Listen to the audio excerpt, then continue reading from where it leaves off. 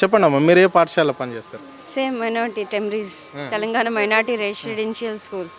So new government వచ్చిందంటే ఏమన్నా benefit దొరకాలి, స్పెషల్లీ ఫర్ లేబర్స్కి. మా కుకింగ్ స్టాఫ్ ఇంకా హెల్పర్స్ ఎంతమంది అయితే ఉన్నారో వాళ్ళకి ఇంతకుముందు मतलब उन लोग को पीएफ आता था, मतलब ईएसआई की फैसिलिटी रहती थी. अभी ये एकेडमिक ईयर उन लोग को ना वो 2 फैसिलिटीज़ भी निकाल दिए. सिर्फ सैलरी पे काम करना, फिर लेबर की तरह काम करना, ये करना. मतलब पीएफ जब दे रहे थे वो लोग तो रखना था ना, उसको इम्प्रूवमेंट नहीं करे फिर वो क्यों निकाले? क्योंकि वो लोग जाते हॉस्पिटल में एटलीस्ट ईएसआई में जाके ट्रीटमेंट के लिए तो बता लेते थे ना. जो दे के लिए तो बहुत ये होता, क्योंकि न्यू गवर्नमेंट आई, कुछ इम्प्रूवमेंट आता, ये रहता हम लोगों को, उन लोग के भी ख्वाहिशात रहते. तो वो लोग बहुत ज़्यादा हम लोग बयान नहीं कर सकते. हम लोग तो थोड़ा सा खा के हम लोग तो रह सकते, पर वो लोग कैसा रहते बोलिए, सुबह के 6 बजे आते कुकिंग स्टाफ, फिर 6 o'clock तक काम करते. मतलब 200 मेंबर्स को, 300 मेंबर्स को, 500 मेंबर्स को कुकिंग करना, 5 मेंबर्स मिलके, तो सुबह से शाम तक कितना काम रहता. एक शादी के लिए काम करते लोग, तो बोलिए आप वहाँ पे तो वो लोग 20,000 10,000 देते वो लोग को एक दिन के लिए, फिर पूरा महीना काम कर रहे हैं. मतलब एक शादी 30 डेज़ तक भी कर सकते हो लोग. वही वहाँ पे फंक्शन हॉल्स में गए तो वो लोग कर सकते हैं ना. फिर ये गवर्नमेंट 10,000 के लिए वो लोग को इतनी मेहनत क्यों करवा रही? ऑलरेडी बोले कि 6 months हो रहा, वो लोग को इम्प्रूवमेंट करते बोल के बोले 3,000 बढ़ाते, 2,000 बढ़ाते, चलो कितना भी हो, ईयरली एक 500 रुपये बढ़ाए तो भी ना, एक साल काम करे, अरे 500 बढ़ा, फिर ईयर को 500 रुपये बढ़े, इतना थोड़ा तो भी रहता ना उन लोगों के लिए. पर अभी तक कुछ भी नहीं बढ़ाए. 6 months हो रहा बढ़ाते बोल के बोले, अभी तक कुछ भी नहीं बढ़ाए. ईएसआई पीएफ वगैरह पूरा निकाल के रख दिए.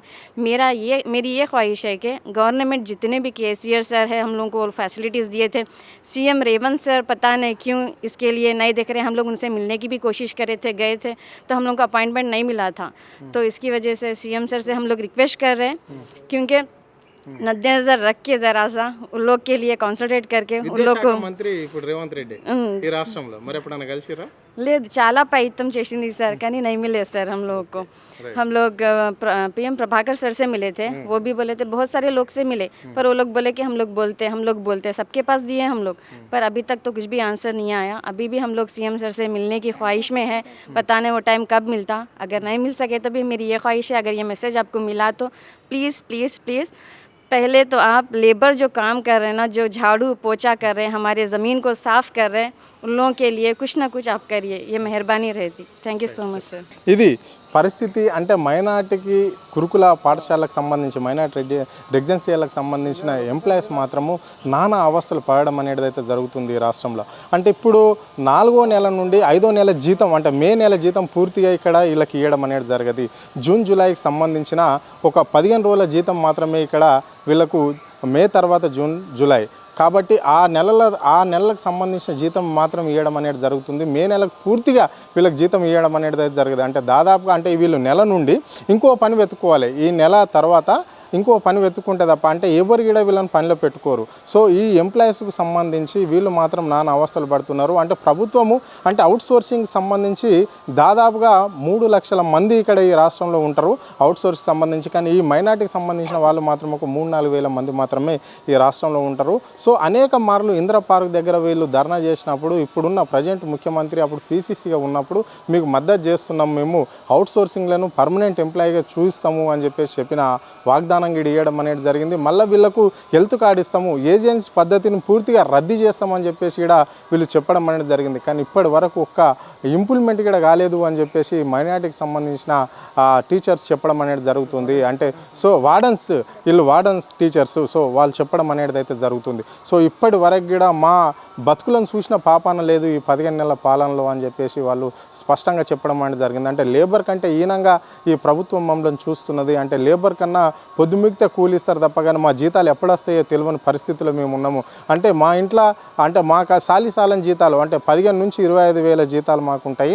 ఆ జీతాలలోనే మా జీవితము, మా పిల్లలను చదివించుకోవాలి, మేము అందులోనే కాలజ్ఞానం చేస్తుంటూ మా ఇంటి రెంట్లు కట్టుకోవాలి, మేము ముందుకు పోవాలి సంసారం నడుపుకుంటూ అని వాళ్ళు చెప్పడం అనేది అనేది జరుగుతుంది. అవి కూడా ఎప్పుడు వస్తాయో తెలియదు. అంటే ఈ ఏజెన్సీ పద్ధతి వల్ల, ఏజెన్సీల వల్ల మా కమిషన్ తీసుకోవడం వల్ల మా జీతంలో ఒక 2000 నుంచి 2500 రూపాయలు వాళ్ళు తీసుకోవడం అనేది జరుగుతుంది. సో ఇలాంటి దాన్ని కట్టడి చేయాలి ప్రభుత్వం అని చెప్పేసి వాళ్ళు స్పష్టంగా కోరుకోవడం అనేది జరిగింది. విద్యాశాఖ మంత్రి ఇక్కడ ముఖ్యమంత్రి చేతిలో ఉంది కాబట్టి వీళ్ళని కూడా ఓ విధంగా పరిగణలోకి తీసుకొని, అంటే ఇప్పటి వరకు కూడా అపార్ట్మెంట్ మైనార్టీకి సంబంధించిన ప్రెసిడెంట్ వచ్చినా కానీ అపార్ట్మెంట్ కూడా ఇవ్వలేదు అని చెప్పేసి వాళ్ళు చెప్పడం అనేది జరిగింది. అదే మిగతా శాఖకు సంబంధించిన పొన్నం ప్రభాకర్కు, అంటే బీసీ వెల్ఫేర్ మినిస్టర్కు మాత్రమే మేము మా వినతి పత్రం ఇవ్వడం అనేది జరిగింది.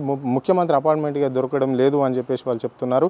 ఇప్పటికైనా ఈ మైనారిటీ వార్డన్లకు సంబంధించి కావచ్చు, టీచర్లకు సంబంధించిన కావచ్చు, క్లర్కులకు సంబంధించిన వాళ్ళకి కావచ్చు, లేకుంటే అలా పనిచేసే 4th క్లాస్ సిబ్బందికి సంబంధించిన వాళ్ళకి కావచ్చు, వేతనాలు కరెక్ట్గా ఇవ్వాలి. పనికి తగిన వేతనం వాళ్ళు చెప్తున్నారు. పొద్దున 6 గంటలకు పోతే మేము ఏ టైంకి ఇంటికి వచ్చే పరిస్థితి ఉండదు. అంటే 24/7 అంటే 7 రోజులు 24 గంటలు మేము పనిచేయవలసిందే అని చెప్పేసి వాళ్ళు చెప్తున్నారు. సో ఇలాంటి వాళ్ళని, ఇలాంటి పేదవాళ్ళను పర్మనెంట్ చేయాలి. వీళ్ళకి జీతాలు కూడా ఇంక్రిమెంట్ కూడా పెంచే ఆలోచన ప్రభుత్వంకు ఉండాలని చెప్పేసి వాళ్ళు కోరుకోవడం అనేది జరుగుతుంది. ఇయర్లీ ఒక 1000-2000 అయినా మాకు ఇంక్రిమెంట్ రూపంలో మాకు ఇస్తే బాగుంటుంది అని చెప్పేసి వాళ్ళు చెప్పడం అనేది జరిగింది. ఇదే తీరుగా ప్రభుత్వం ఉంటే మాత్రం రాబోయే రోజుల్లో ఈ ప్రభుత్వానికి చెడ్డ పేరు వచ్చే అవకాశం ఉంది అని చెప్పేసి కూడా వాళ్ళు చెప్పడం అనేది జరిగింది. అంటే మేము ఓట్లు వేస్తలేమా, సో మేము టీచర్లమే కావచ్చు కానీ మేము కూడా ప్రజల్లో ఉంటాం కదా, పిల్లలు ఎక్కడుంటే మేము అక్కడ. అంటే గత ప్రభుత్వము మైనార్టీ గురుకుల పాఠశాలను పెట్టడం జరిగింది. అంటే 10 సంవత్సరాల నుంచి కూడా మేము ఈ గురుకుల పాఠశాలను పనిచేస్తున్నామని ఒక టీచర్ చెప్పడం అనేది జరిగింది.